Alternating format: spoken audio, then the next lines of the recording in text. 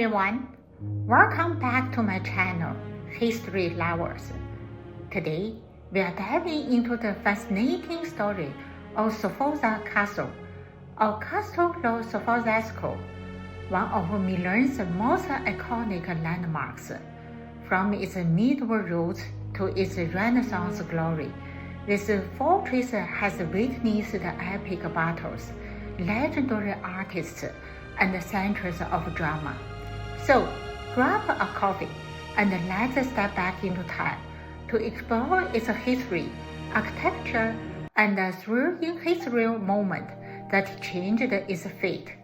Don't forget to like, subscribe, and hit that bell for more epic adventures. Below, I will introduce the Sforza Castle within 5 parts. Part 1. Historical background. Sforza Castle story begins in the mid-14th century, built by Glasgow II Visconti between 1358 and around 1370 as the Castle di Portiggiova on the site of an ancient Roman fort called Castramo Portigiovis. The Visconti family, Milan's ruling dynasty, expanded it into a massive square-plan fortress with 200-meter-long sides, 4-corner towers, and walls up to 7 meters thick, serving as their lordly residence. In 1447, the Golden Ambrosian Republic destroyed it to erase Visconti tyranny, but in 1450, Francisco Sforza, a mercenary leader married to a Visconti, rebuilt it as his ducal seat after seizing power. Under Sforza's successors like Guglielmo Mari and Ludovico Moro Sforza, the castle became the Renaissance culture hub, hosting artists like Leonardo da Vinci and Domenico Bramante. It endured attacks from Italian, French, German, Spanish, and Austrian forces over centuries, functioning as a fortress, residence, and citadel. Napoleon's era saw its outer defenses raised, creating space like Piazza Castello and Battle Semipiano, restored in the later 19th century by Luca Bartolini, and rebuilt after World War II bombings in 1943. It now houses museums showcasing Milan's heritage. Part 2. Architectural features. Sforza Castle's quadrangular design spans Milan's old city walls, blending medieval styles with Renaissance style. Its northern facade, facing the countryside, features square towers and an outdoor gate once accessed by a drawbridge. King towers include the Torre della Corte and the Torre del Tesoro, with wide Sforza arrow windows. A larger bridge, probably designed by Bramante, links the Corte Ducal, the Duke residence, to the Corte della Ghirlanda, surrounded by a moat and remnants like the Porte del Soccorso. City-faced round towers, added by frescoes Sforza, reflect the 15th century adaptations for firearm defense.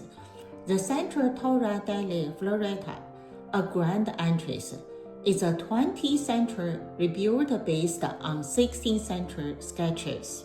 Inside, the Rocchetta, a fortified keep, boasts a gate with a Sforza coat of arms, while the Corte Ducal features lodges like the Loggia del Fanti with the elephant fresco. Ravelins, bastions, and 15th century arcaded porticos shown its evolution, including its star-shaped foot-frieze under Spanish rule. Part 3. A dramatic historical event, the siege after Marignano.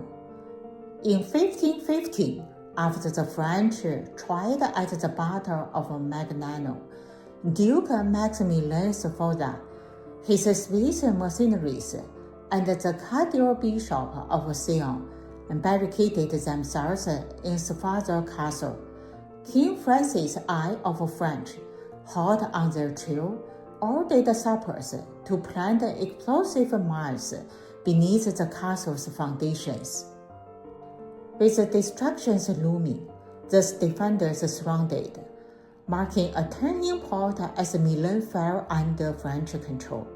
This intense siege highlights the castle's strategic importance during the Italian Wars. Part 4. Museums and Cultural Significance, Structural Features, and Key Treasures. Since the late 19th century, Sforza Castle has housed the Milan Civic Museums, transforming its historic space into a cultural hub.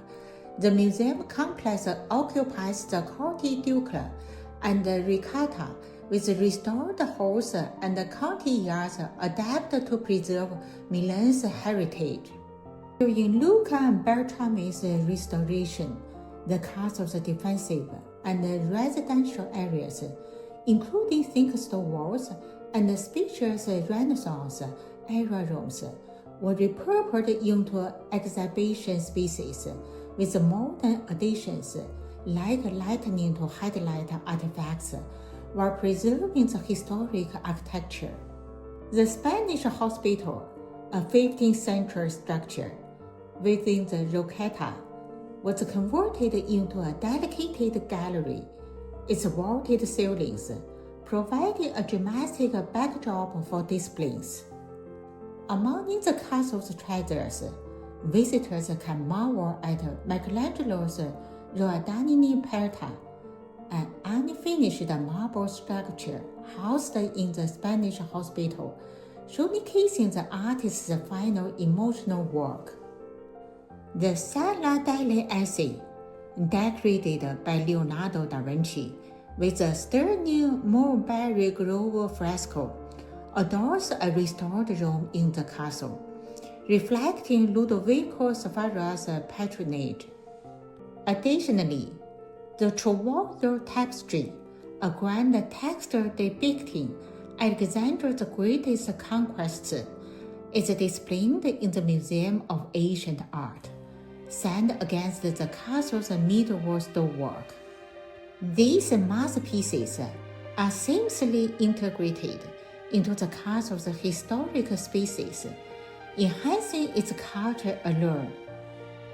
Part 5. Conclusion. And that's the incredible story of Sforza Castle, a fortress that's seen it all, from Renaissance artistry to explosive sieges. Today, it's a must-visit spot in Milan, packed with history and museums waiting to be explored. What did you think of this journey? Let me know in the comments. And if you want more tales like this, give me a thumbs up and subscribe for weekly adventures. Until next time, keep exploring history.